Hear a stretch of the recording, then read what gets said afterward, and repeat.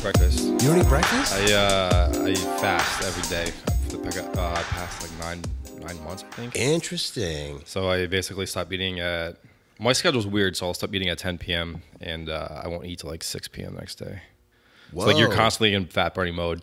So you go to the gym while you're fasting and you're just burning fat the entire time. So I gotcha. So that's just like the keto. Straight keto. That's the okay. Yeah, no, it's the key to success. I thought it was keto. Isn't that like a diet though? It is a diet, but I don't do it because I have like crazy food allergies. Like I'm allergic to like milk, eggs, cheese, whey, shellfish, peanuts, and all that stuff. All of the good things. Yeah, it's pretty much just like chicken and steak and. Damn. Are we going right now? Oh yeah, we're live. Yeah, no, we're rolling. I like to use that as a little intro. Sometimes nice. I'll grab the tail end of it. Sometimes I won't.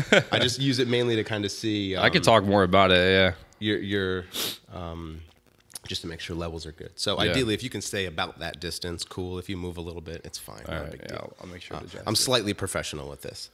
Yeah, this place is awesome, dude. I'm really digging this. Thanks, space. man. You act like a real photographer. I try to be, or at least I'll pretend to be one, man. I mean, you got all the cameras and you got the iMac from like 1998. So yeah, dude. That was my first. So that was my first production. Does it still machine. work? Yeah, it still works. Really? Still turns on and runs OS 10 too. That's awesome. Yeah, dude. But thank you for having me. Yeah, man. I appreciate it, and I got you a little gift. What? So I know like you're always like on the cutting edge of like photography and you're trying to like find like the cool like latest trends. Yeah. I got you a modern wedding photography book. Dude. From 1977. It's got all like all the stuff you got to know. Are you for real right now, dude? This is dope. Thanks, man. Oh, wait, you I think you were at like a thrift shop or something. Yeah, right? that was the Kodak like how to be. Oh, that's what that was. How to be like a kid photographer. Look at this. Look at this, man. There you go, dude. Put the sun right behind him. Shit hasn't changed. I know, man. Shit has not changed. But those are the film days. Did you do film? No, so let's talk about that for a second. All right. So look at that backlight. Did you see that? Dude, this is great. Oh, look at the font too. Oh, this is so awesome. Yeah, modern wedding dude, I love this. It's interesting like seeing old wedding photos. I don't know if like how much are you like full-time wedding, like would you consider like a wedding photographer? Or no, what do you... see, I wouldn't consider myself a wedding photographer. I shoot weddings. Yeah. I know how to shoot a wedding and I'm confident in shooting weddings, but I'm not a wedding photographer in the sense that I shoot way more stuff, and there are things that I would rather shoot. Right. I guess I should say is that I'm sort of transitioning my career away from weddings. But with that said, to all of the couples that I have booked next year, you don't want to upset them. It's what I want to do is I want to make sure that I'm working with the people that I want to work with versus me trying to book 20, 30, 40 weddings for the year. Right. No, I'd rather book 6 of couples where it's like that you love that you love the work that you're gonna put your heart into. Yeah. Yes. That when they're hiring me because of what I do and not because I'm a guy who presses a button. Right. And not to say anything about wedding photographers that they're just button pressers. I mean, you could kind of filter out a lot of people say they're just button pressers. But with that said, I'm actively trying to kind of move away and saying, I don't want to book a whole bunch of weddings. I want to just work on the weddings that I want to work on. Because you do get burnt out, right? Dude, you get burnt out. So I think like, I know we'll eventually get into that, but. Yeah. I mean, we could dive into it now. Oh, wait, before we do, hey everyone, how's it going? Welcome to Steve Walter Photo Podcast. We'll do intros. Yeah, we kind of just like jumped right into it. But I love the fact that I don't have a format, and I like that. Yeah. And I don't know if the people that are listening, guys, give me feedback if you're listening and you're like, dude, I wish you had a format. But I kind of like that I don't have a format. Are we live? Or like we're like not obviously we're recording, but this is we're not like streaming, right? We're 5 minutes into it now. I'm not streaming anything. No. Yeah.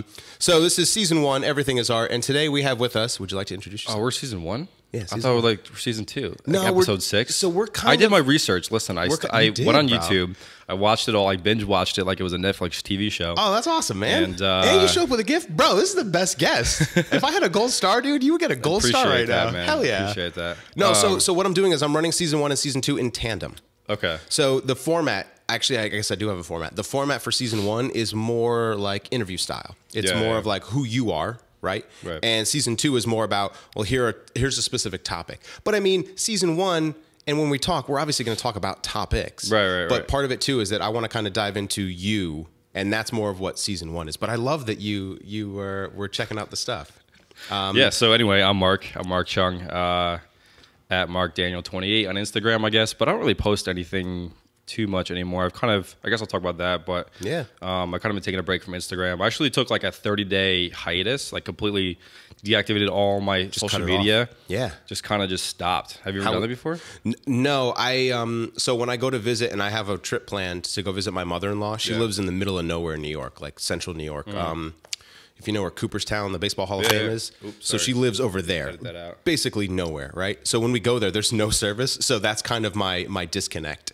Yeah. And it's nice because it's just, I'm there, I'm spending time with my wife, and now we will be with the kids and my mother-in-law, and it's good, it's low-key, and I don't think about any of that stuff. So that's kind of like a nice break. I haven't done that in a while, but that's probably the closest I get to it. Dude, I checked on my phone. It gives you that notification, the screen time, right? You get the screen time. And it told me, and I have to say this out loud because I have to be honest. It told me I was up 185%.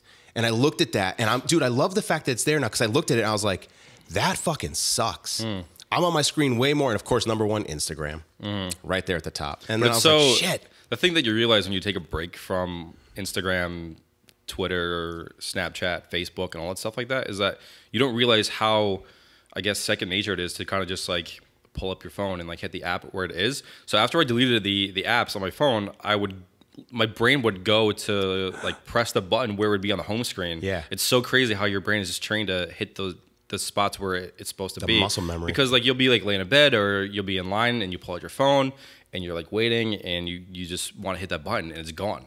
Yep. So, or you see something funny or you see something crazy happen and you want to share it with the world, like you want to post on your story, but you can't, you know? Right. So it's just a whole different way of living life, I guess you could say. Because they thought about it before I did it. I was like, when was the last time I just completely disconnected from any social media? And I could not remember a time before it maybe even existed, like MySpace, right? So I've always had MySpace, and then Facebook came out. Yep. And then I guess eventually Instagram came out. I didn't really do Twitter too much. Nah, I'm not a Twitter guy. Well, we're visual guys. Yeah. I'm not a written guy. Yeah, me either. I'm not that interesting either way. I don't have that much to say. No. So I'll share some pretty colors and shapes. That's what I like. But I never really took a break from it. It was always just like, it was always just there in the background, you know?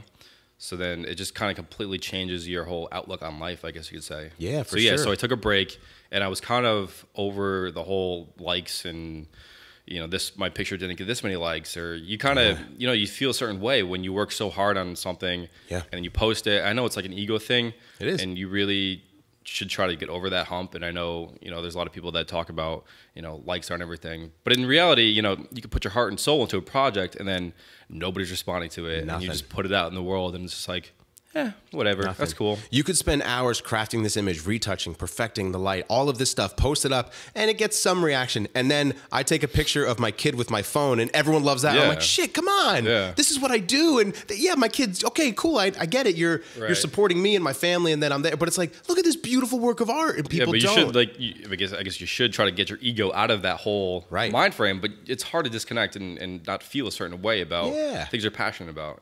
Well, one of the things that I've recently come about is when I'm following other, obviously we follow photographers. I follow photographers. I don't want to speak for you, but I'm assuming as a photographer, you do. You're looking at other people's work and then you kind of see some trends and things like that. So lately what I've been seeing is all these people, they'll post.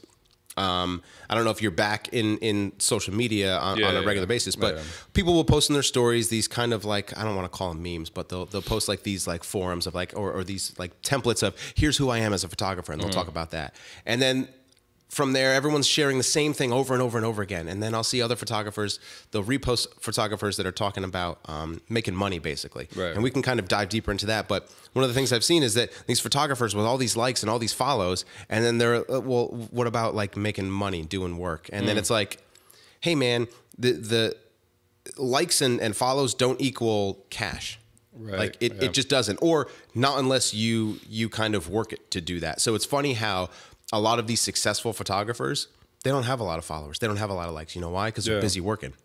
And part of it is that they're getting jobs because they're meeting people in person, and it's not just online. Yeah, you have to be like, I guess, a successful business person in the media realm. You have to be on top of your Instagram game. You have to know how to work the system. You have to. I don't know if people buy. Like people with thousands of likes, I think it's still a thing. They buy them. I mean, I know I know personally wedding photographers that buy likes and they buy followers, and you would see they would post an image and then it would go from maybe like 5 to 20 to 30 within the first half an hour, and then you refresh it and it goes to 3,000, 4,000. It's crazy, you know. When you click on who's liking these, and it's just these like garbage accounts. Right. And is that beneficial for the person? I might be like, if I'm a client, I don't know anything about Instagram, right, and I see a picture has got 3,000 likes, they must be a popular photographer, right? You know, and they're not putting two and two together like we are. We know right. we know the system and how it works. We're in the industry, yeah. So I guess it kind of works, you know. But it could for sure, because that's, I mean, when you think about that, that's a form of an accolade, right? It's like people will want to promote that they won a contest or they have an award and all of these things, but when you think about it, all those awards, most of them, you have to pay for those. Right. Like, hey, we want to honor you with this thing. Because I get those all the time. I'll get an email like, hey, you were the best blah, blah, blah in New Haven. It's like, no, I wasn't. Yeah. If you pay $300, we'll give you this award. Yeah. Okay, well, did I actually earn it? Or is it just the thing that I can say I have? And now it's on my website, and that technically I'm not lying, right? A lot of the businesses, like the Better Business Bureau, you got to pay to be in that. Yep. And Yelp, for example, it's a bracket. So they would, if they leave a 3-star review, they'll put that first above all your 25-star reviews. Yeah. So. Right. Hey, but if you pay us, we'll let you change it. We'll let you manipulate. Yeah. It's so. I mean, I guess to the right, to the average consumer, right? If you see a lot of likes, that means success. And there is definitely a flaw to that, and it is part of it. You know, who doesn't want, as a creator, who doesn't want someone to be like, dude, that's awesome? Other than like your mom, right? You like, you want the general public to be like, the work that you do is great. And it's not only for yourself, you should do it for yourself, but there is something about, I create this work because I want to share it because I want people to feel something, right? Art is arguably, you know, still kind of a luxury where it's like, here's this thing that is beautiful and it's amazing, and I want you to feel something. Either I don't want you want to hate it or you want to love it. And kind of the in between is like meh. So I want you to double tap. I want you to love that. I want you to like that. And then it kind of, I mean, it fuels you a little bit, but I agree with you 100% to say, well, disconnect from that. Yeah. Like try not to care about that. But at the same time, if you are someone, and I was talking about this in season 2 of Jolly, where we were talking about likes and followers, and that if your goal is to have a large following so that becomes your career, right, as an influencer, well, then that shit's real important. Yeah. I mean, is it a good thing? Is it a bad thing? Is it disingenuous? Is it not? I mean, yeah, it's kind of fake, I guess. But is it working for you to make money in your pocket? I guess so, if that's the way to get there. But because you just become, I guess, is there a right or wrong to it? No, not necessarily. Yeah. I think it's just that there is this, I don't know, this awareness. And it comes down to, I think, the education, right? When you think about younger kids, 11-year-old, I have an 11-year-old and 13-year-old nephews that are strongly influenced by these YouTubers, by these gamers, right? These dudes that just sit and play video games. And then they're like, dude, I could get paid to do this. And it's like, well, you could, but at the same time, the person that's doing that has some business savvy. It's not like they just sit down and they do the nothing. Jake Pauls and the Logan Pauls and I don't know them by name, but yeah, these guys that are making YouTubers that are they're making 6 figures plus playing video games because they have sponsorships and endorsements. They'll talk about this cool pair of headphones that they got, and you guys should check these out because they're amazing. Mom, I want those headphones. Yeah, man, it works. Like you're a salesperson at that point. You're a an internet celebrity if you want to call it. So I don't say that that's wrong. It's just that's an avenue that you can go down. And I mean, it's just, I guess, a different career path at this point. The fact that you could do that as a career. I could be a YouTuber. I feel not to derail that whole conversation. Derail it, dude. But yeah, I feel bad for the photographers that are just, they work every single day, that they produce amazing content, and they're just not getting any love. They don't get the recognition. Yeah, because they don't know how to hashtag. They don't know how to network. But they're posting phenomenal work, you know? And you'll just never discover these people because they're just they're from a different time. The black and white photographer from like a few years ago. She was like Nanny. There's a Netflix documentary on her. Oh. They discovered her work, right? Yeah, is that what it was? This guy found like a whole shoebox full. Yes. And then just printed all of her work. Oh, I got goosebumps thinking about it because I haven't watched it, but I want to. Did you watch it? Yeah, I did. You did? No, I don't remember who that was. It's in my tongue, man.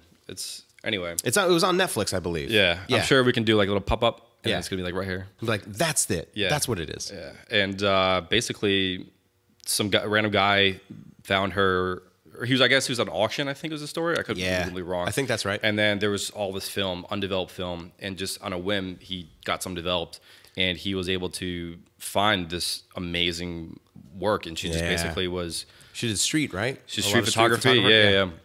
And but she just died as an unknown photographer, you know. Right. But I guess like all the money kind of went back to her family. I don't think she actually had any family, so I don't really know who it went to, but it went to somebody that...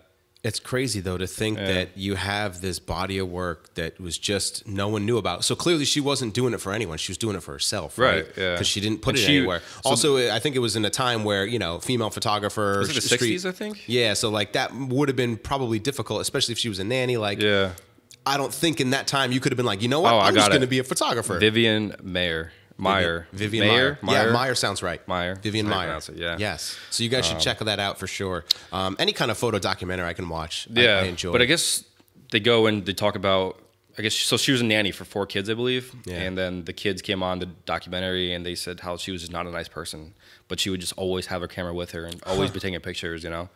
But, interesting. Yeah, no. So I think it comes down to, you know, shoot for yourself first, always. And then... yeah, shoot for your audience. You know, obviously, if you want to, it's easier than ever now to run a business with photography, right? Like you need to know barely anything as far as like at the technical side of how a camera works to make good images. You definitely need to know composition. You should need to know lighting, or at least you know where to position someone, right? But it then comes down to business. How am I promoting myself? How am I marketing myself? How am I connecting with people? What kind of packages am I offering? All of that stuff is then what can determine, you know, if you have a good, successful, financially, it really is about who you know. Yeah. I forgot, I don't know the name of this person, but there was a story about a year ago. Some girl, I think she worked for a magazine, but she was always brushing elbows with celebrities, like really famous people. And then she left that business, but she had all these connections. So she's like, I'm going to start a photography business. And she just reached out to all these people saying, hey, I'm a photographer now. And these photographs were not great, you know, but she knew all of these people, you know, and it's just about like who you know, you do one wedding for a celebrity and you're just now a celebrity wedding photographer. It can snowball. Yeah. And I think that comes down to too, again, there's a business savvy with that where you need to recognize like, hey, here's an opportunity or here's, you know, the ability for me to connect with someone. Let me try to capitalize on that. Let me try to take advantage of this situation. And I think it's sometimes at least, you know, for a while, my thought was, oh, someone will just discover me, right? And I think that are a lot of early photographers that think that way. Oh, I'm going to get a whole bunch of likes, I'm going to get a whole bunch of followers, and someone's going to discover me and then pay me millions of dollars to take pictures. It's like, no, man, that's not how it works. At least not in my experience. And I'm sure there's 1% of people that get discovered, like the Justin Biebers of the world, right? But that dude was putting his content out. Someone found him, was like, yo, I can make you a star. Yeah. That's going to be rare that someone, is going to say, like, I'm going to make this photographer a star. No one wants to make a photographer a star. Right. But that some company, some brand is going to say, like, oh, my God, I need this person. No, because now you become a dime a dozen. Right. There's 50 of you that can do the same thing. In any industry, though, and music, and that's in true the too. YouTube community, there's billions of videos out there that are just not getting any likes. Like I feel if anybody goes on Reddit, there's always every once a month or something like that, somebody posts a video of like, oh, there's a 12-year-old kid who loves dinosaurs and he's playing with those dinosaurs and it's hilarious. Yeah. And then he'll get millions of likes on that one video. Yeah. But then it's also depressing because nobody watched the next video or the next video or the next video. And then it's just all downhill from there. They watch that one. So so this poor kid feels like he's gonna be famous and then he's just not. And he's not.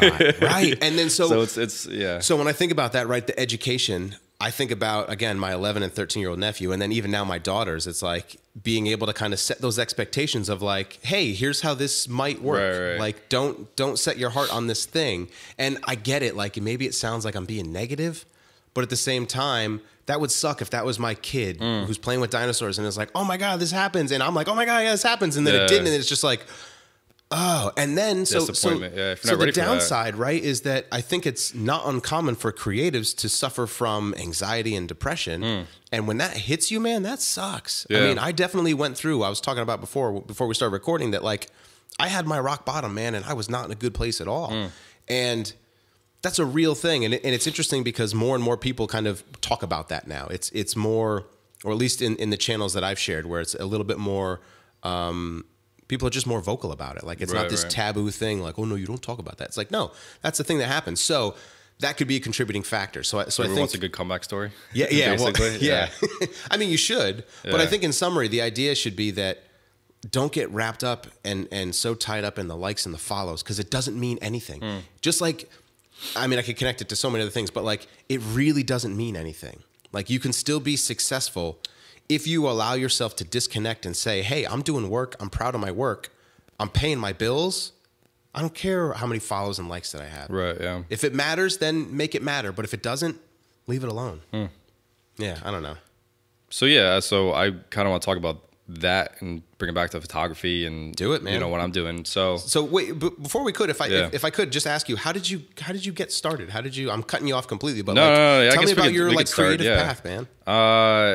It just kind of came out of nowhere, right? So in 2012, I bought my first camera. So so my partner is S01 Gil, Ego Photo on Instagram. Egil, and he's been doing photography kind of just, you know, for fun ever since, you know, for forever. You know, he took photography classes. I had no interest in photography whatsoever. I didn't know how to use a camera. I didn't know anything about it.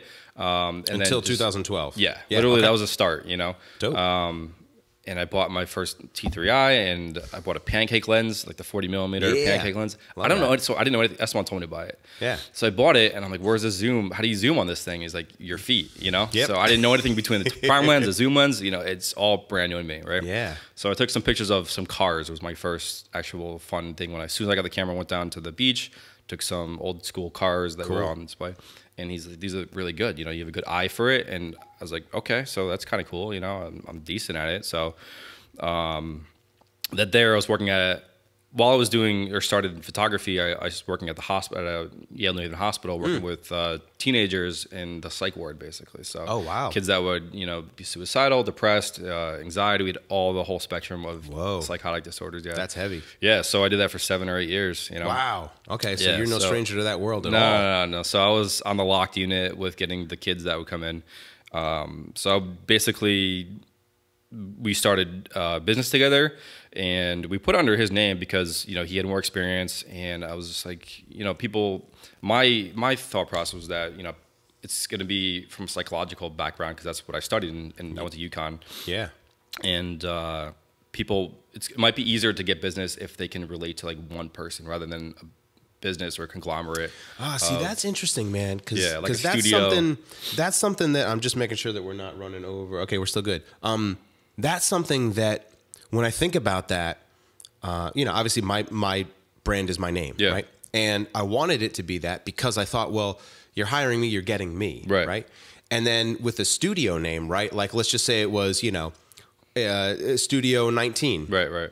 Studio 19 could be anyone. So that means I could send anyone. Yeah, it's very ambiguous. So you know? it's ambiguous, but at the same time, it allows for this expansion should you want that, right? And I think that there's that teetering, especially in the wedding industry, where you get to a level where you're here and you go, well, I don't want to shoot anymore. I want to just make money, right? As a businessman. And then you can say, well, I'm going to send out these associates. Yeah. Or if you want to hire me, well, you're paying top dollar. But if you want my style, the people that I've trained, you can get other packages. At least that's like what I've seen through and through again. So that's interesting. So I like that. You're right. It is a thing because I don't know if you read a lot of psychological books or business books, but the Gary Vaynerchuk book. Gary V. Yeah, he, you know, personally. Yeah. He's my boy. Yeah, Gary. A little thing with him. But he wrote 2 books, Crush It and then Crushing It. But he basically talks about you know, developing a personal brand, and he came up with this $1 million media industry, Vayner Media, based on his name. You know, so he wants to basically be a business, be a brand, and put things out there that he cares about. You know. So anyway, that kind of like a little tangent. So so we came up with it's like S01 Gil Photography, Ego Photo. Yep. And then ever since then, we've been working together. So he's also my best friend. We've been best friends since middle school, 7th grade. That's dope. Yeah. So people always say, don't go into business with your friends. And they're not wrong, you know? So it's been a long journey. We've both grown as people and as photographers and as business partners. And we've learned so much about the business. And it's really cool working with somebody, because we would go out to literally every single shoot together. We would shoot together. And it's nice having somebody there to work off of, because when you're shooting a person or a client or two people or more, it's nice to take a break, take a breather, and kind of think about your next photo. So when I'll take a picture, and then while I'm taking my photo and doing my thing, Esteban's like off in the distance looking for scouting, checking out some spot, trying to find new like, idea, or you know.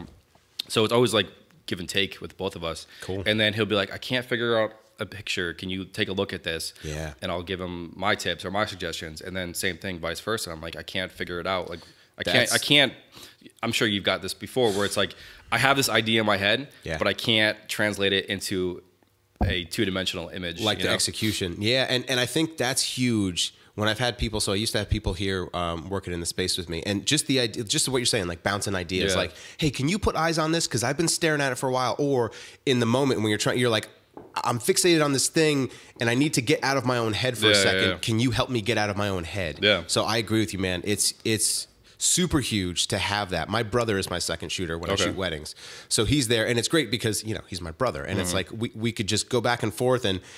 Being able to say, like, I got this thing, like, what do you think of that? Oh, it's cool, but what about this thing? Oh, you're right, this thing over here. Let me do it. Hey guys, come over. And the ability to kind of expand upon your mindset, especially with someone that you're extremely comfortable with, that knows what you're trying to do, right? Because Esteban might go, Mark, here's what about this? And you're like, yeah, that's what I was trying to do. Thanks.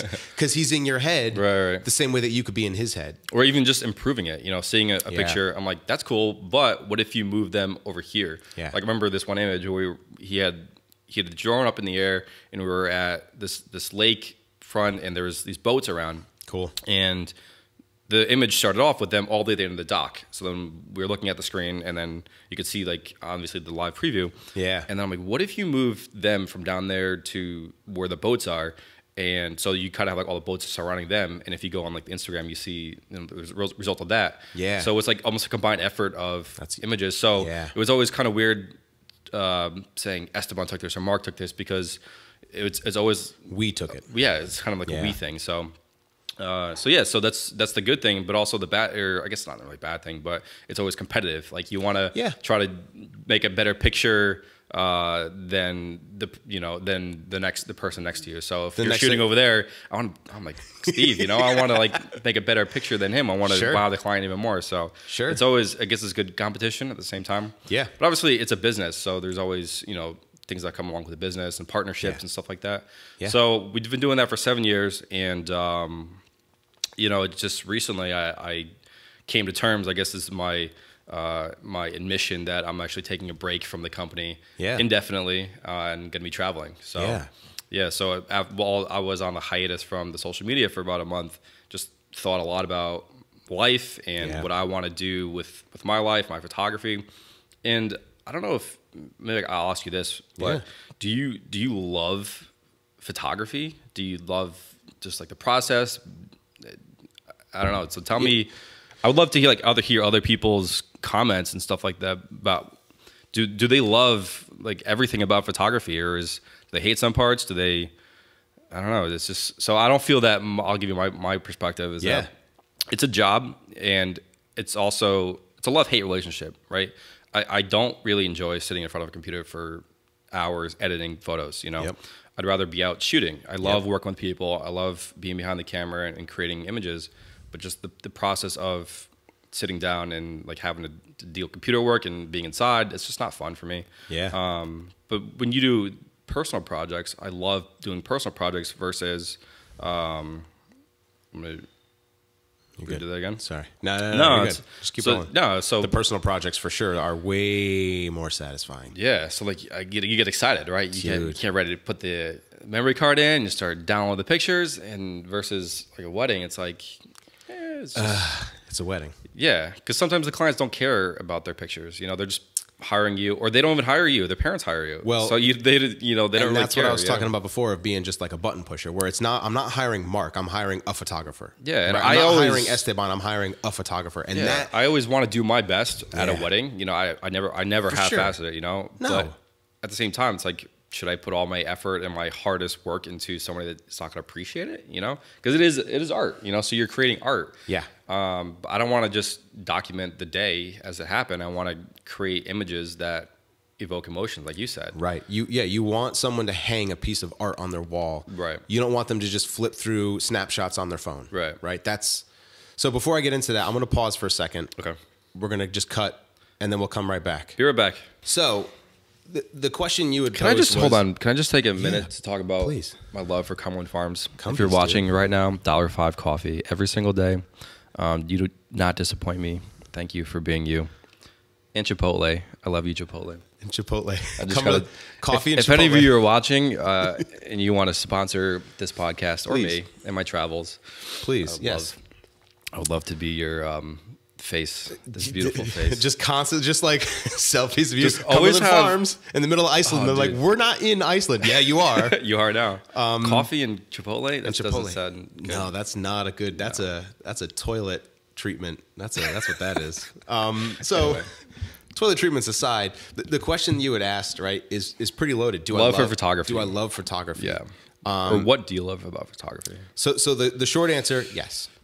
And the long answer is I discovered photography through my love of art and my background. I think I've shared with you. I know I've shared with the audience, but is graphic design, right? Yeah. So I worked as an art director and a graphic designer at a marketing agency. How old are you, dude? I'm old, dude. I'm almost 40, right? I know. I'm real old. And I was telling Marc before that I have a guitar that came with a VHS tape, and people are like, what's VHS? What the hell is it? Yeah. What is that? So anyway, I learned photography in that field, and I made this connection of, creating these marketing and advertising materials, but then I had to shoot some type of product just for a comp, just so the client could approve it. And then they would send it to some photographer to do it. And I went on a couple of like big city shoots where we had to do some like drink shoots. We did some stuff for liquor companies and food companies. And I saw that and I was like, this is really cool. I still had no clue about like what real photography was. Yeah. But then eventually developed and said, this is what I want to do. This is where like my art should be. So I always started out drawing like that. That was a thing for me, like drawing, and it's in my blood. It's in my family.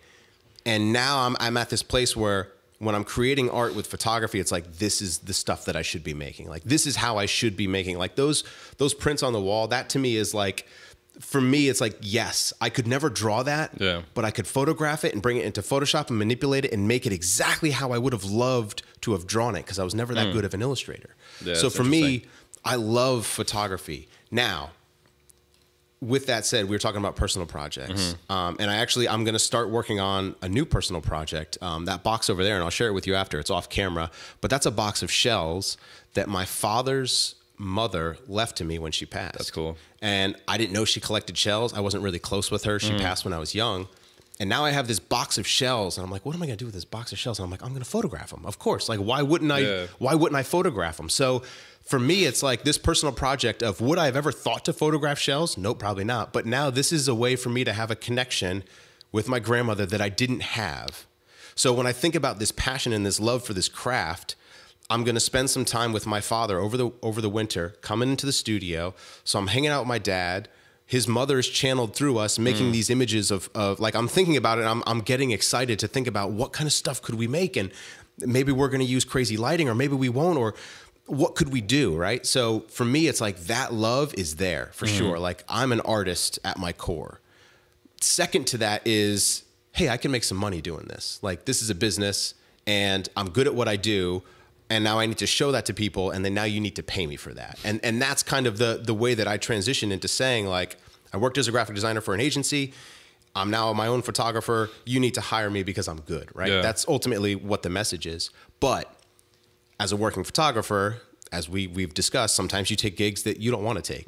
Like multiple weddings of someone who's just like, oh yeah, that's really nice. Can you take our pictures? And they don't care about the picture. And you're like, no, I got this beautiful thing. They're like, nah, we don't need to. I'm like, no, the light is perfect. Look at the sky. They're like, nah, it's fine. We want to dance. It's like, what are you talking about? You hired me because of that beautiful, I want to get, and they don't care. So then there's that frustration of, okay, But then sometimes, what's happened a few times, and I'm thankful for that, is I've worked on personal projects. You post it online. You post it on Instagram. Someone searches for you and finds it and it was like, hey, I like that. Can we redo that? And I go, yeah, that's the whole goal. Like I worked on this image and I crafted this light and I made this look because I love it. And I would love for you to pay me to photograph you that way. Yeah. And that's happened a few times. So for me, that's super satisfying. I've even had one client come and say like, I like this picture, this picture, this picture, this picture. I want to do those. And it's like, well, we're not gonna do the exact same thing, but knowing that your inspiration is my images, I couldn't ask for anything better, right? Like versus when I'll ask a new client, like, hey, do you have inspiration for a shoot that you want to do? They might show me some random Pinterest board, something like that. But when it's my own work, I'm like, yes. Yeah, that's where the love is there. We despise the whole Pinterest board. Oh, we've had clients that come with whole packets full of pictures for us to replicate. I bet. It that stifles our creativity. It's sucking away. It's like, dude, no, I'm my own artist. It's like, no, we want the little sign that says just man. It's like, no, don't do that. What if we did this? No, I don't want that. I want to do exactly what they did. Yeah, it's like, and it does. It eats away at your soul, man. You also have to please the client. But that's it, you're in man. the customer service industry. It's a business. It's customer service. It's a lot of the work that I've been photographing lately is corporate commercial stuff. Yeah. Boring stuff. Yeah. Like, meetings, board meetings I photographed. And it's not glamorous. It's not really that fun. You sometimes hear some interesting things. I've been in some interesting boardrooms, but it's, it keeps the lights on. It keeps the lights on, dude. And that's pursue other stuff. Yeah. That's the sort of trade-off, right? Is that you do enough of that work. And I think this is kind of what I'm getting at, is you do enough of the work that you don't want to do that will fund the work that you do want to do. And that hopefully you can only do and get paid to do the work that you want to do. And it's taken me personally a while to kind of start shooting with a whole bunch of stuff. And then you start to begin to narrow that scope of saying, here's what I want to shoot. Like shooting, like I think every photographer shoots with like landscapes. Like everyone shoot, because it's easy, right? It's there. It's a beautiful sky. You can get a sunset every single day. So it's there, and you start there and you figure things out and you go, yeah, I want to do that. And you're like, no, I don't want to do that because I can't get paid for that unless I'm a fine art and travel photographer. And that's a whole other thing. Yeah. But you start to narrow it down. And so for me, right, this is, again, the long answer. It's yes, I love photography. Do I love every aspect of being in the business of photography? No. But to your point of sitting behind the computer and editing, I do actually enjoy that. But on personal projects or everything completely? Personal projects, editing a wedding, no. Yeah. Because like how fun is it to edit drunk people dancing at a reception? That's not fun. What's fun are those, those handful of beautiful works of art. Those are great, right? That you have with the couple, that you're taking time to create the foremost, right? Yeah, the beautiful, you're setting up light and you're spending, Right. But then that's why they also make services that will let you pay for someone to do it. So, and then so I've actually looked into that. You did? Okay, cool. It's $100, and basically you pick. So for an entire wedding, I'll shoot 1,500 images, right? And you pick the ones that you think are good, and then you basically send them your preset and you ship them off. And then about a week later, and $100 like out of your wallet, you get all the images fully edited, and you can still go in and kind of make the tweaks and stuff like that. But I mean, would I rather sit in front of a computer for 8 hours or however long it takes to 5 to 8 hours to do a wedding, or would I want to get my time and so you kind of got to like judge it. So I'm sure Esteban and I actually had like a long discussion about should we be doing this, and he was very, very against sending it because it's not authentic. It's not you're not really editing. It's not really your work if somebody else is editing it. True. At the same time, there's professional headshot like Peter Hurley. You've talked about him before. He doesn't edit his images. No. Dude, I think most photographers don't edit their own. Like most, I was going to say successful, but I don't mean that. But like I think most high-end photographers, they don't. No, a lot of photographers don't even retouch, I'm finding. And for me, it's like, that's crazy. Of course, why wouldn't you retouch? But I don't know if you're familiar with two-man studios, but they're one of the higher end, but they shoot over 10,000 images at a wedding, So it's just constantly holding on the shutter. That's crazy. So can you imagine going through? We go through 2,000 images, and that takes a long time. But culling through 10,000 images, that's insane. Man. It would make way more sense to. But their images are insane. So the image that they post, the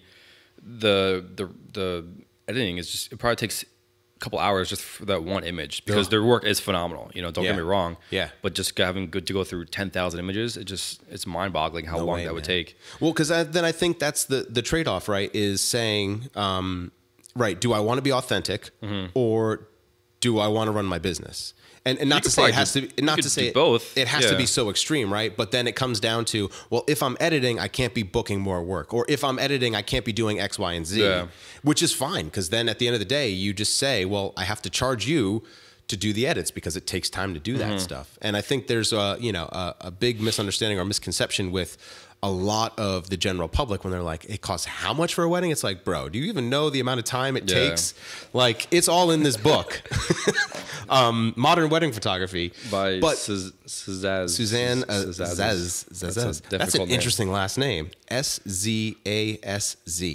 I don't think that's real. Anyway, it does take a lot of time. So there is that trade-off, man. And me personally, I've edited every single wedding that I've delivered. My brother doesn't even, he gives me his files and, I do all the editing. So I 100% know the time it takes, and you try to learn all the shortcuts. You use presets things to kind of save and do bulk processing, but it does take time. And I also do films as well. And I know you do film or video, I guess you could say. Oh, right. Video, and, yes. That takes That's even longer. Way longer, man. And you don't even get paid as much. I mean, unless you're really, people don't value video as much as they do photography. It's secondary for sure.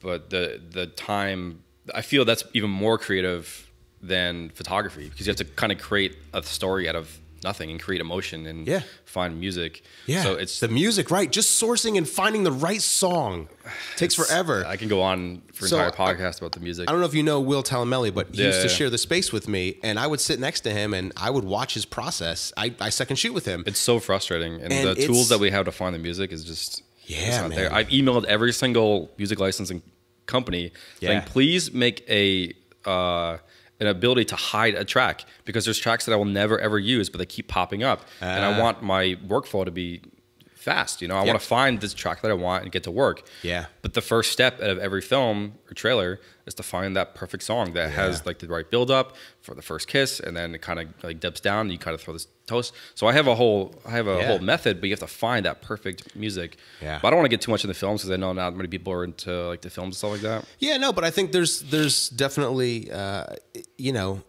it's interesting because much like yourself, I'm what I would call a hybrid shooter. Like I shoot both. Like I'm not afraid of shooting, video. Like I'm very comfortable approaching that.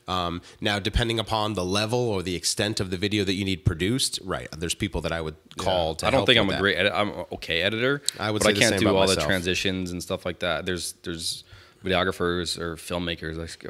The terminology is so ridiculous. I'm a cinematographers. Cinematography. Dude, it's just how much do you charge? If you're a cinematographer, you charge like 10 grand. You charge more. But I do video. It's a wedding video. I do video. Yeah. It's a wedding video. Yeah. I feel so really pretentious calling myself a cinematographer. It's like I don't have. No, that's not me. Yeah. But So when I first started, I had to learn video and photo at the same time. So it was very challenging to do both because it is a whole different.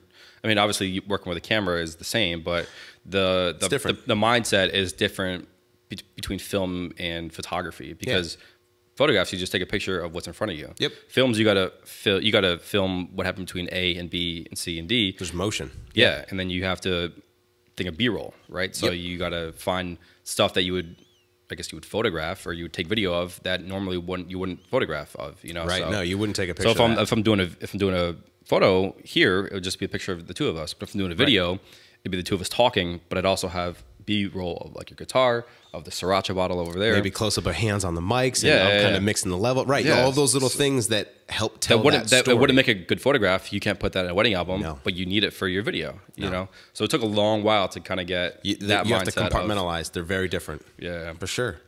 But that's a whole other tangent. I'll come back and talk about film if you guys want to see that. But so going back to you traveling, right? Yeah. So we've talked a little bit about how you kind of got into this space, how you've been working in this space. Yeah. So you took the break, and now you're going to go travel. Yeah. So the conclusion I came up with while I was on my, Instagram, Facebook hiatus was that my heart's not in the work, I guess you'd say. It's cool that I can make money doing photography, and I'm not to sound cocky, but I'm pretty good at it, Yeah. So it's cool that I'm good at what I do, but if it's not my path or my life, what I want to do the rest of my life, then I I want to find what I want to do, what I'm passionate about, and maybe it is rediscovering photography, stuff that I love. So I'm going to Iceland on Saturday. It's this Saturday. This Saturday. Oh, that's crazy. That's awesome. So I'd love to come back. I'd probably be like a completely different person after experiencing that thing. Man. Yeah. So actually, I reached out on Facebook. There's a 20,000 person Iceland travelers Facebook group. Yeah. I was like, I'm going to be there for a week. I would love to find a couple to shoot that's going to be there traveling. So I actually got a few responses. So cool. I guess I booked them. Yeah. But it's going to just kind of be some pictures. That's awesome. And, like Reykjavik and maybe going to. So I want to just kind of like find people at these touristy spots and be like, can I take your picture? We'll go do something. I'm not creepy, I swear to God. Here's my business card. That fine line, yeah. So hopefully I can fall in love with photography or find something I want to do, or because I've never traveled solo and I've never traveled out of the country before. Okay. So I'm kind of hitting both at the same time. For sure, I would. And people have told me that solo travel is the best thing that you could ever do. Well, traveling, number one, is the best thing you can do. I've never really traveled before. And Iceland is phenomenal. If nobody's seen pictures of Iceland, it's absolutely insane. It's the spot. I mean, that spot has blown up. Yeah. That's where I proposed to my wife. Oh, really? Yeah. That's so awesome. I had this Where'd great you do it at? idea. So we were in Akureyri. Okay. We first landed. We were in Reykjavik. We hung out there for a little bit. We hit a few different spots. We kind of did a little hopping around, but I was going with the whole idea was, dude, we're going to go out, we're going to see the Northern Lights. We're going to be looking up at the sky. I'm going to call her name. She's going to turn back. I'm going to be down on one knee. It's going to be dope. Nope, no Northern Lights. We had like a we had like a whiteout. It was awful, dude. The worst weather you could possibly have. Yeah. Go figure, it's Iceland, right? It was cold and windy and rainy and snowy. Was it in the winter? It was in March. Yeah, so it was just the like tail end. But still good enough season to have Northern Lights, right?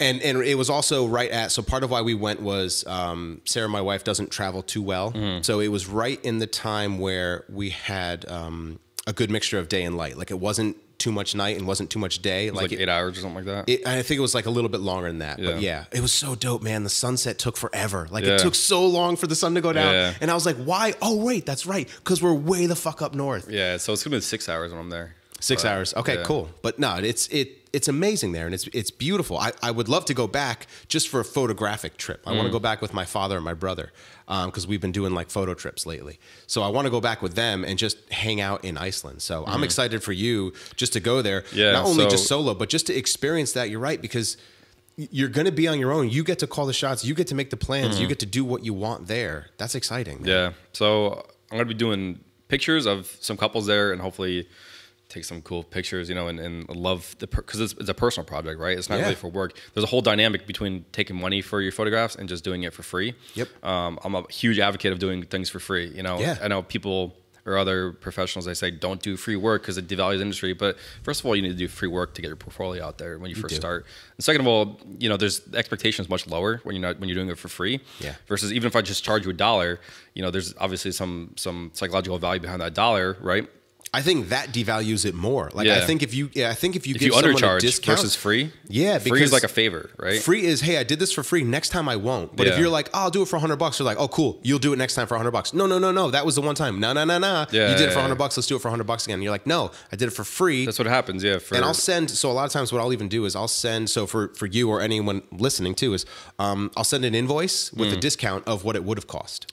So like, hey, if I do a shoot with you and this is a $500 shoot, I said we're going to do it for free because I want to do it. Yeah. Here was an invoice of $500, or someone wants to shoot with me and it's a collab. Here's what it would have cost, just FYI. Yeah. We didn't charge you anything, but this is what I would have charged. Yeah, we've had clients come back like years after and be like, well, we know you charged this person this much.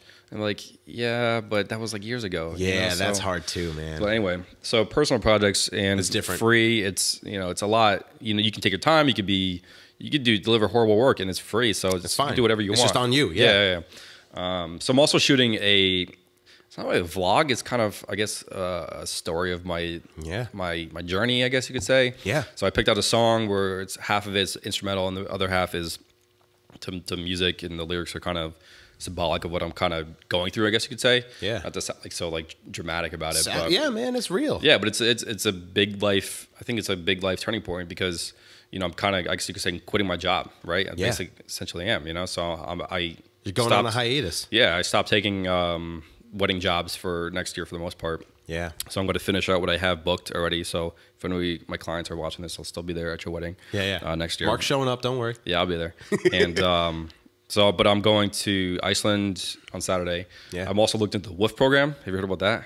No. WWOOF.com? No. Or .org, whatever. So it's, I forgot what it stands for, but it's like the Worldwide Organic Farms, right? Oh. And- wait. I think I have a friend who's doing that. Yeah? In, where was she? She was in Ireland, I think. You could do, anyway. there's thousands of them across the entire world, Yeah. right? So basically, if You work on a farm, right? Yeah, you just live on a farm. So and they give you housing and stuff. Sorry, I'm cutting you off. No, but I'm excited. That's cool that you're doing that. So it's such a crazy thing to talk about because obviously you go from like a steady job, make a ton of money, and then you're just like, one day I'm just gonna like leave it all and just gonna go find. That's a complete shift, man. Yeah. So I looked into, for some reason, I think I was like watching a documentary in New Zealand came up. Yeah. I'm like, New Zealand sounds pretty cool. It's Dude, I pretty, would love pretty to go green. to New Zealand. That's on my bucket list for sure. So then I found a, so you have to like pay for each individual country has its own fee. So it was like $27, right, for New Zealand. Okay.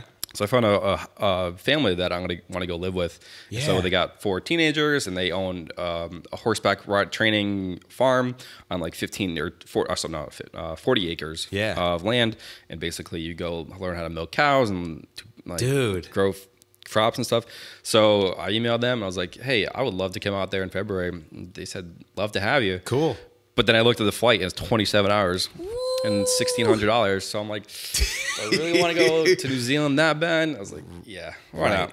Right. Yeah, why not? So you're looking to go into Zealand. their yeah. So I guess my lease is up for my I live in a cabin in the woods basically. It sounds creepy. Yeah. It is in Guilford, but it's up in January, and put all my stuff in storage. I'm trying to sell everything, all the stuff I don't use on eBay. That's cool, sell man. all my worldly possessions and just go out there. Keep the stuff you need. Yeah, I know it sounds crazier than it actually is, but maybe it is. But so you're basically doing, at least in my mind, like that's like you're doing what I would want to do, or that I think everyone would want to do. Like, so you talked about like the disconnect from social media.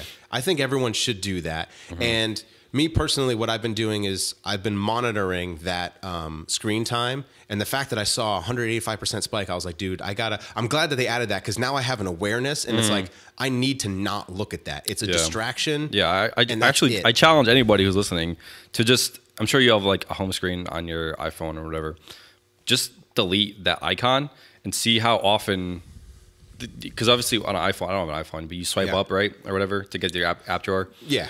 So to go through the whole process of finding Instagram or Facebook or whatever, just delete it off your home screen and see how often your brain tries to open it without you even realizing, Yeah. And I'm big into mindfulness and meditation and stuff like that. So anytime, like, I try to practice it as often as I can, like be in the moment. You know? So, like I said, when you're basically, do you study any of that stuff like that? So I don't study. I know my brother's a big meditator. Yeah. I do take, I'm using technology. My watch will tell me to breathe. And it's funny how simple that is, but you're like, you know what? Yeah, hold on. I'm just gonna take a moment, like 5 minutes to myself to just stop. And what I'll also do is that's why I have a guitar in the studio. I'll walk away from the desk and I'll just go sit and I'll play guitar for 10 minutes. And that for me is, I'm not thinking about anything other than guitar. Right. Because I can't, because I'm not that good of a player where. So you have to be like, and like I need to be in the moment. Like if I'm practicing scales, I practice scales, or like, hey, let me find this riff, and then how could this riff, be melodic with this, and then I'll record, and like so I'm only in that space. And for me, that's like my meditation, I guess. Yeah. So I don't meditate per se, but I have done. Have you done sensory deprivation tanks? I did. Yeah. That's fucking cool, man. That was pretty cool. I did that once. My wife is actually planning on going back because the salt is actually really good for her skin. But don't go if you have a cut on your body. Oh no, I'm sure that would not be fun. That's when I went and so all you're thinking about is this wound. Yeah. Oh, that sucks. So I'm trying to have a good time, and I'm like, this is not fun. I was just relaxing. Yeah, but I wanted, But I think the ability to so I've talked about it before on the podcast, and I won't go into full length now, but I did therapy for like 18 months. I saw a therapist, and it was great. We did this EMDR stuff, which was kind of like a hypnosis.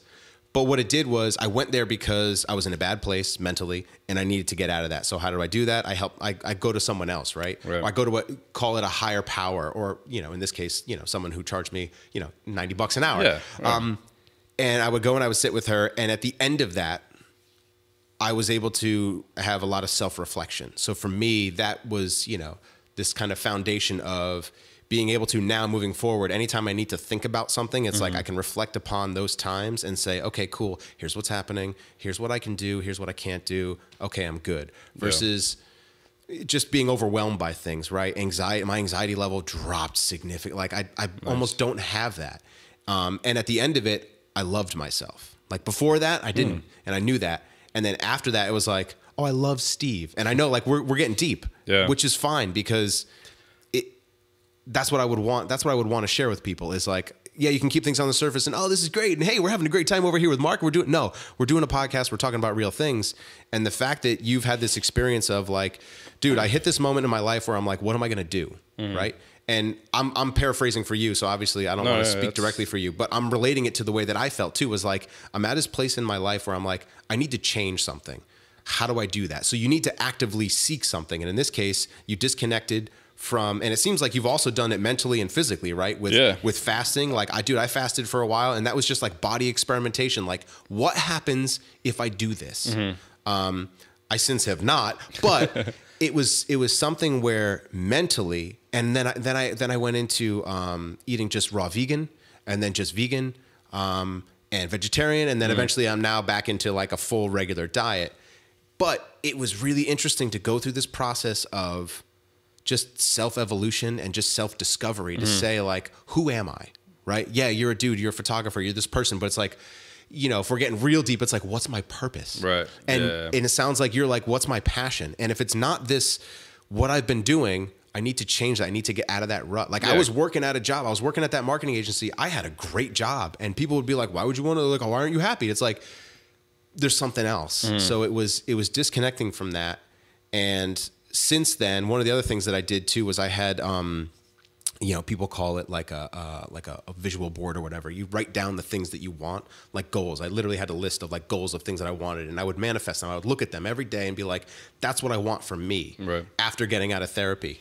And I think people should do these things. They sound so cheesy, like, don't go out and just buy a self-help book, but like do actual like discovery of yourself. Yeah, well, and I think that's what this is going to do for you. Yeah, in my experience, you can't help somebody more than they want to help themselves. You know what I mean? So it's great. I can tell you the best advice in the world, but if you're not ready to listen, then you know you can't help people. That's exactly. If you're not ready to listen, if you're not there mentally, I experience it every single day when I used to work with the teenagers who basically want to just die. They don't want to live anymore, and you can be like the best cheerleader in the world and be like, live, like life's great. But you know, if they don't want to hear, if they're not ready to hear it, then there's only so much you can do. You can.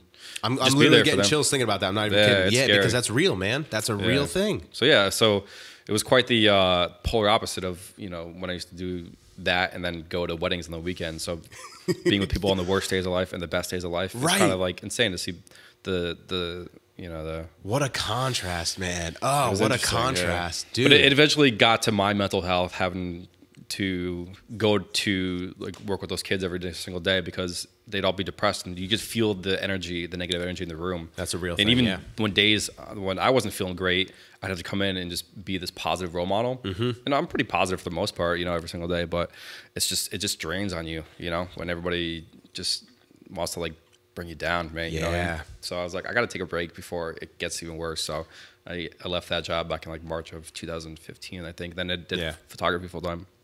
But anyway, I completely agree with you about finding like the path in life, because most people are the product of their environment, right? They grew up. How many people from high school do you guys know, or you know? I guess I'm talking to the audience. How many people do you know that they grew up in your town and they never left, right? They just they found like a husband, or they found a wife.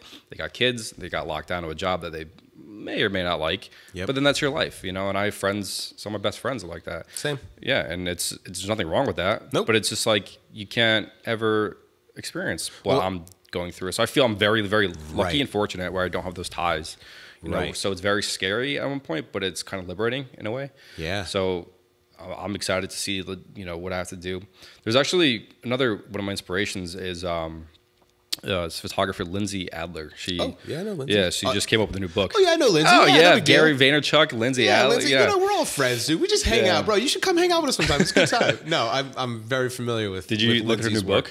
No, I didn't. It's phenomenal. Yeah. So she was like a wartime photographer, and she like unbelievable images in her book. Yeah. And it's just mind blowing, like the things that are happening in the world that we're not even aware of, you know. So she's putting her life on the line, and she's basically giving all of her being to being a photographer. That's what she's passionate about. She's changing the world because of it. So maybe that's my goal. Maybe my goal is, or not my goal, but my path. You know, my path in life is to help people find the best of their abilities and bring out the best in them. I feel, because that's what I love doing, working with the kids, and I love seeing people be the best version of themselves. So maybe that's my path, because I feel like that's where I'm kind of going, is to be maybe not like a life coach, but I don't know, just to help people. Motivational whatever. Yeah. Not to say, I don't want to say motivational speaker, because I immediately have like this impression of what that Tony is in Robbins. my mind. Yeah. And that's not, you know, you wouldn't want it to be this cliche thing, right? But literally being able to help people find what they need to find. And that, to me, I mean, look, I think of the woman that helped me, and, you know, she was just doing her job, right? She's a therapist. She was just doing her job. But it's like, I will never forget that person. I will never forget the moments where things clicked. And that is forever with me. And then even just in general, you meet people and they influence you in a way that you didn't think they could influence you, or that they have no idea that they influenced you. So, like, wouldn't that be cool if that's what you were actively trying to do, is like, I want to help you find this place. And I've even tried to do that, you know, coming back to photography, right? As a photographer, like, I love education. I love teaching people stuff. Obviously, I've tried to incorporate that as a business model, right? Because I have a lot of knowledge, and it'd be nice to get paid to do that. But then there are also times where it's like, hey, you know that thing that you're real passionate about? So am I. Like, let's talk about it. Let me show you this thing. This thing's real cool over here, and this thing's really cool over. So it's being able to share that stuff and not have it be this super competitive thing. Again, it's a competition, it's a business, yada, yada, yada. But at the same time, it's, you love photography, I love photography. We should be friends. So when you can do that, and you can see people feed off of that, like during like photo meets and things like that, where you see people get excited about stuff, and you're like, yeah, check this out. And it's not this competitive thing, which it happens to be sometimes. But when it's not, you're like, this is awesome. Yeah, the this photo is plugs cool. were awesome. I love the energy. That. Yeah, it was really cool to meet all those people. I love that. I still talked to, like, I was talking with June a couple of days ago, and still talked to Jolly. I think he messaged me last night. I met so many cool people. We were on, met you, and we were on, we were looking at Guzzy's story. You're like, hey, it was so random. We're like the only two people in there. Like, it's like, oh, hey, dude, what's up? We just have our own conversation. He's doing his retouching. But that's like that. Those connections. That's cool. That's you know, when you feel that, you were talking about energy before. Like, to me, I'm a firm believer in energy. That's a real thing. And when you have that positive energy that you pick up off of someone, it's like, I become addicted to that. It's like, I want to be around you because you have this energy, you know? So there's something nice when you see that change of like this energy that's low to this energy that becomes high. I had that a lot when I worked at Apple, and like someone would come in either bummed out or just, you know, not in a great place. And then like, hopefully being able to, through teaching them this cool thing that you can do on your device. And then they're like, oh my God, this is so awesome. This is so, I'm like, yes, I'm fine. Yes, I'm fueled right now. So it's cool to have that. When you can surround yourself with that positive energy. My point being is that when you have that energy when you have an energy that's not there, when you know it could be, again, speaking from my personal experience, I'm way better with it in this good place than it was in this bad place ever. And I know that bad place, I still connect with it and I acknowledge it, but I'm choosing to be in a good place. At least that's always my goal. Like, don't get me wrong, I get pissed off. Some dude cut me off this morning, and I was like, asshole. All right, yeah, whatever. You're a jerk. I'm not. But I mean, if anybody out there is kind of in the same space, I guess, where it's like, you know, I don't know what to do with my life. You know, if I have this photography thing and make a business out of it, you know, it's not wrong to, you know, basically figure out what you want to do. You know, I wish I had better words to written down that I could have said, but no. Yeah, I mean, if I could do it, you know, this is actually when I left my last day of my my job when I used to work with the teenagers. We basically had this goodbye. You know, everybody says goodbye to me basically. Yeah. And you know, I told the kids, you know, if I can leave this job, then then it should give you motivation. I didn't say should because I hate that word. Right. But, you know, if I could do it, anybody could do it, you know? Right. So I guess this is kind of the same place now where it's like, if I can leave my photography business and go explore the world is not. It's scary, but you know, I think it's just different. You know, Yeah. And if it doesn't work out, I can get a job serving coffee. I can go work. You know, but it's the ability to just make that the leap to leap think of faith, beyond the fear, to think beyond the what ifs of the fear that because this is hold you safe, back. right? This is comfortable. So getting out of your comfort zone, it's very scary, but it's exciting. And when you're 60, 70, 80 years old, you're going to be grateful. Yeah. That's ultimately the thing that fueled me. I worked at Apple and I left this job that people would be like, you're crazy to leave that job. And it's like, well, I want to pursue photography. So I'm doing this and it's scary and it's terrifying and it might not work. Right. Yeah. I might do this for 10 years. I might do it for 50 years. But I want to know that I did it. I did it for me. And I did it for my family too. You know, I've got way more. I don't want people to think I'm this selfish asshole. I got 2 kids and a wife at home. Yes, I love all of them, but it's you have to do it for you because then you're going to live your whole life not. And I appreciate you sharing your story. And man. I'm excited to see the story that you create and the journey that you take, man. Yeah, thank you. I appreciate that. So, like I said before, I don't really have much on my Instagram in terms of recent work. All my wedding stuff, my films are on my website. It's just my name, marccheung.com. Yeah. It'll be a little link right below here. Right there. Yeah, we'll do a little lower third, and then can I get like a little sound effect? Like, I don't know. A little bit of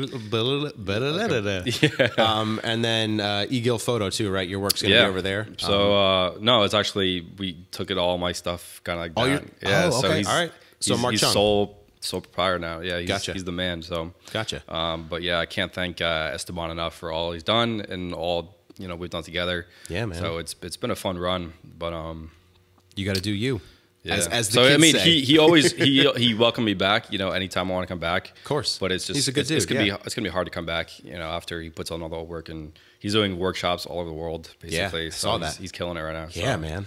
I'm really happy for him, and I'm like, yeah, that's like you said. That's your path. You've known him since middle school, right? Yeah, that's your boy. Yeah. So it's the ability to have that journey together, and then we had come to a place where you can say, where he can. I'm sure we don't hate each other. Honestly say like, Marc, yeah, you got to do this. Yeah. I don't want to put words in his mouth, but I would imagine. No, he's happy from for what me. you're describing. And like I said before, it's business between friends. It's very difficult because it's very straining on the friendship. Yeah. And something we also talked about. So if anybody's thinking about going into business with their friends, be very careful. Because it could end the friendship. Your business could end the friendship. Yep. But luckily we survived. We're ending it at a good point, and things are good. So I'm looking to be friends with my best friend again. Yeah. Because sometimes it's like it's hard, man. It's very difficult, but yeah. Yeah, so if you guys want to reach out, any questions, if I could help you along your journey, yes, while I figure out my life, yes, you're never too old to figure it out, So, nope. There shouldn't be, like you said, there shouldn't be any shoulds and there shouldn't be any supposed tos. Yeah, that was my big thing in therapy because should is indicative of something's wrong or right, Right. And there's really, it just is. Yeah, it just is. Dope, Marc. So thanks you, man. Thank you. This is awesome. Awesome. So I'm probably gonna get back in like a couple months, and I'm just gonna have this long beard, right? Dude, I hope so. Yeah. Either that, or I'm gonna be laying on the couch, and you're gonna be over there with your pen and paper. Okay, interesting. You did that. Okay, all right. Tell me how so and so.